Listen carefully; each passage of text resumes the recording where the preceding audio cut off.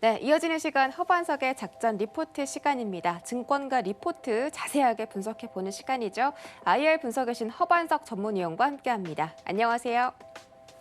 네, 안녕하세요. 네, 반갑습니다. 지금 서울경제 채팅에 금방 행복해지는 금요일입니다라고 말씀해 주셨는데 네, 그렇습니다. 다음 주는 또 연휴가 있으니까 더 행복한 것 같은데요. 자, 이번 주 코스닥 스몰캡에 대해서 알아봤습니다. 다시 한번 리뷰하는 시간 가져볼게요. 이번 주 리포트 리뷰 코스닥 스몰캡 업종들 알아봤습니다. BH와 RFHIC, SNS텍 세 가지 종목이었고요.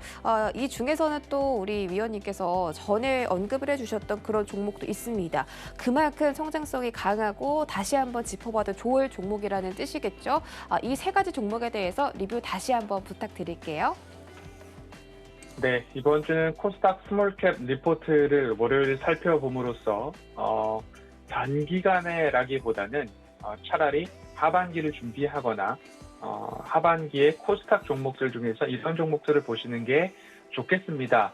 그리고 심지어 제가 이 기업 같은 경우에는 대부분의 기업들이 그랬겠지만 추석 선물로서 좀 드릴 수 있으면 좋겠다라는 마음을 담아보았습니다. 라고까지도 좀 표현을 해보았습니다.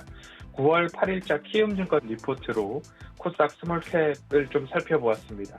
제가 시장을 보고 산업을 보고 그래서 월요일은 대부분 산업과 섹터에 대한 리포트를 보고요.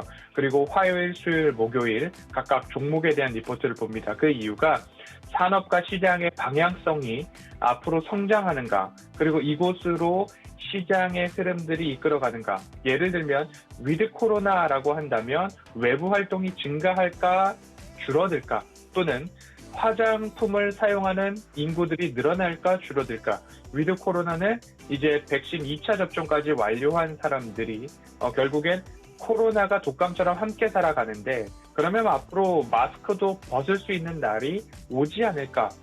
마스크를 더 많이 쓸 것인가 앞으로는 차츰차츰 벗을 것인가 이런 부분들을 산업과 시장을 한번 생각해보자라는 의미로서 이렇게 업종 리포트를 먼저 살펴보고 그 이후에 종목 리포트를 살펴보고 있다. 그 부분 참고를 해주셨으면 좋을 것 같습니다. 결국 미래 신성장 산업까지도 생각을 해서 포트폴리오를 꾸려나가자라는 말씀을 좀 드리고 싶습니다. 최근 추석 연휴를 앞두고 현금 확보에 대한 욕구가 높아지고 있습니다. 개인들의 매수로 인해서 지수가 좀 뒷받침되어 주던 그런 흐름 속에서 개인들의 수급이, 개인들의 매수세가 약해지자 외인들과 기관들의 수급 동향에 따라서 지수의 등락도 나오는 것 같습니다. 외인이 매도할 때는 지수가 1%까지도 빠졌다가 어제장 같은 경우에는 11시 30분을 기점으로 외인의 수급이 코스피 중심으로 돌아서자 지속적으로 지수는 차츰차츰 올라와 주었던 모습들이 고스란히 우리 시장에 반영되고 있는 것 같습니다. 오늘도 추석 연휴를 앞둔 마지막 거래일이기 때문에 그렇게 달라진 모습들은 없을 수 있습니다. 하지만 발빠른 개인 투자자들의 저가 매수 유입이 추석 연휴 마지막 날을 기회로 기점으로 삼아서 뭔가 조금 더 유입이 된다라고 한다면 지수는 긍정적으로 흘러갈 수도 있지 않을까라는 기대감 반, 그리고 FOMC 회의가 있는 부분 반, 이렇게 조금 차분하게 시장을 바라보시면 어떨까라고 말씀을 드리고 싶고요. 8월 코스닥 시장의 주요 매수 주체는 개인 투자자였습니다. 개인 투자자의 순 매수 규모가 1조 5천억 원, 기관 투자자의 순 매도 규모가 1조 2천억 원 수준이었고요. 아직까지도 조금 우려되는 부분들은 신용잔고에 대한 부분입니다. 8월 신용잔고 사상 최고치 여전히 갱신해 가고 있고요. 9월도 마찬가지죠. 코스피는 13조 4천억 원, 그리고 코스닥은 11조 4천억 원 가량까지 사상 최고치를 경신해 가고 있고요. 그러면 뭔가 깊은 조정이 나왔을 때 또한 반대 매매가 나올 수 있다. 그래서 8월과 9월은 이러한 신용 잔고에 대한 신용을 쓰시는 분들은 조금 더 주의를 해보시면 좋겠다라는 말씀 드려왔고요. 9월의 주요 증시를 대부분 이벤트들을 소화해 가고 있습니다. 3일 고용보고서, 6일 실업수당 종료, 8일 연준 베이지북 공개, 9일 선물옵션 동시만기, 그리고 소비자 물가지수와 미국은 오늘 이제 선물옵션 동시만기에 대한 우려가 또 있습니다. 그리고 나면 추석 연휴로 돌입을 하고요. 22일, 23일 FOMC 회의 결과까지도 보게 된다면 이제 다사다난했던 9월에 모든 이벤트들이 종료됩니다. 결국 우리나라 시장뿐만 아니라 S&P 500 지수도 근 15년 이상의 데이터를 종합해 봤을 때 9월 증시가 뾰족하게 아래로 조금 내려왔던 모습들이 데이터로도 좀 나오고 있습니다. 하지만 우리나라 시장은 추석 연휴 효과 때문에 9월 증시가 굉장히 어려웠는데 이후의 데이터들을 보면 대부분 추석 전으로 되돌림이 나오더라라는 이야기들이 나오고 있으니까요. 그 부분까지도 고려를 한다면 쉽지 않은 9월 증시 고생 많으셨고 앞으로의 시장은 좀 더 좋아지지 않을까라는 기대감들을 좀 가져보면 좋을 것 같습니다. 이제 어느 섹터를 살펴볼까에 대한 부분들이었죠. 실적입니다. 먼저는 올해뿐만 아니라 내년 후년도까지 플러스 양의 성장을 하는 기업들을 챙겨보시자라는 말씀 드려왔고요. 그리고 차트상 저위험 구간 꼭 강조를 드리고 있죠. 아무리 성장과 이익 모두 다 갖추었다 하더라도 이미 그러한 부분들이 선반영되어 있다면 누군가 매도를 고민하고 있는 자리에서 덜컥 매수를 하시면 안 된다. 그 부분 꼭 참고를 해주시고요. 섹터로는 디지털 헬스케어 및 피부 미용까지도 보실 수 있고요. 화장품 섹터나 폴더블 폰 관련되거나 미국 인프라 투자를 관련해서 이제 1조 달러 규모 이상의 법안 포결이 9월 말 이제 하원의 개원으로 시작될 것 같습니다. 그리고 위드 코로나 하면 음식료나 외식 업종 살펴볼 수 있을 것 같고요. 비메모리 반도체, 저평가 기업 중심으로 보시고 대선과 관련된 정책 관련주로는 건설업종 섹터를 빼놓을 수 없겠죠. 그리고 5G 통신 장비에 관련된 부분, 그리고 하반기 한 차례 추가적으로 더 금리 인상이 될 수 있다라고 하니까 금융주까지도 살펴보시면 어떨까? 섹터로는 이렇게 총망라해서 살펴볼 수도 있을 것 같고요. 그 중에 하나로서 BH를 말씀을 드렸습니다. FPCB, 플렉서블 PCB 기판을 제작하는, 납품하는 기업이다. 그리고 국내 FPCB 기업 중 유일하게 베트남의 전 공정 생산 라인을 구축한 기업 중에 하나다.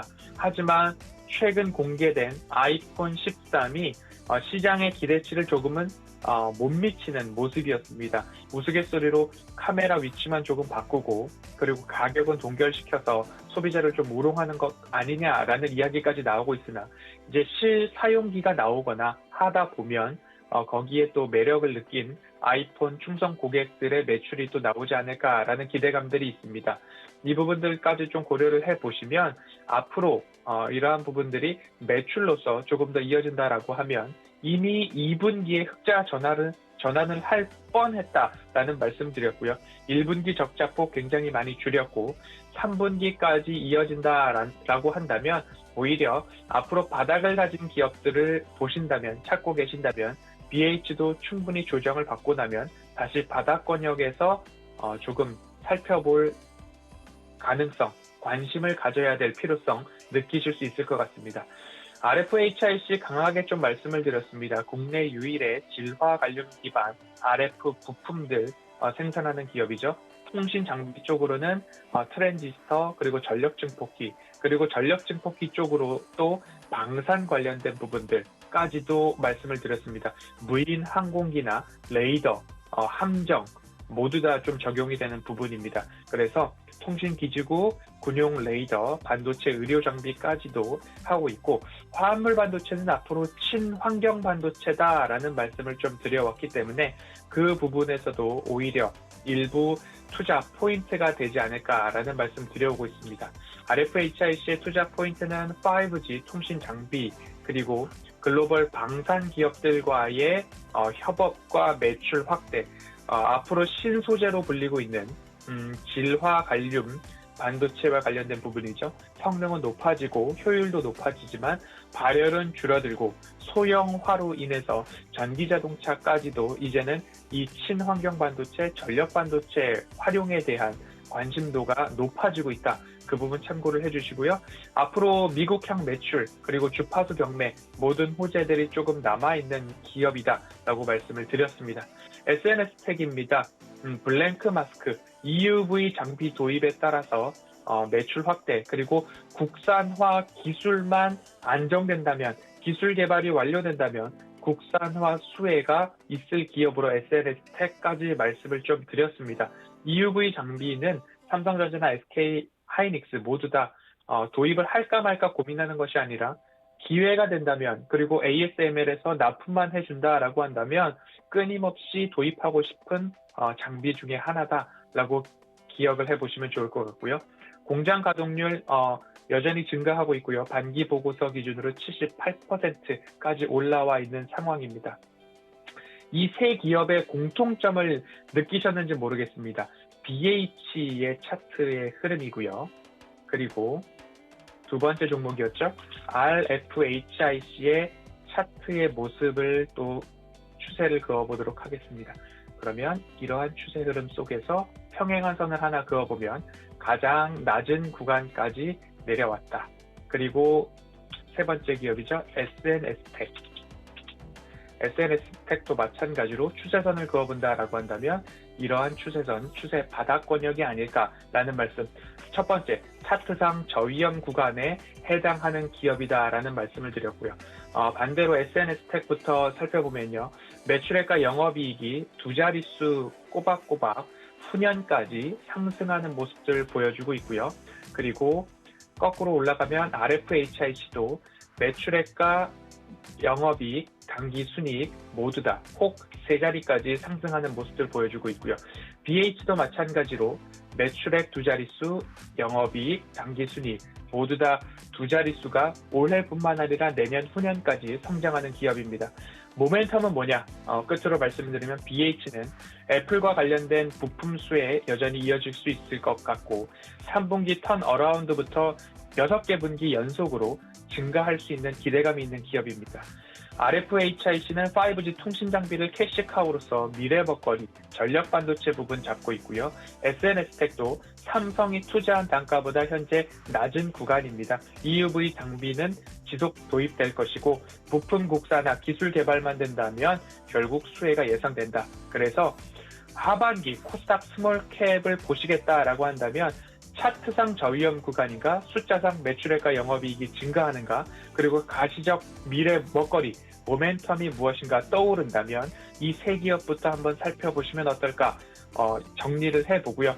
하반기 시장은 지금부터 바닥인 종목들 꾸준히 살펴보시면 좋겠습니다라는 말씀을 드리면서 BH, RFHIC, SNS텍 리포트 여기까지 정리해 보도록 하겠습니다.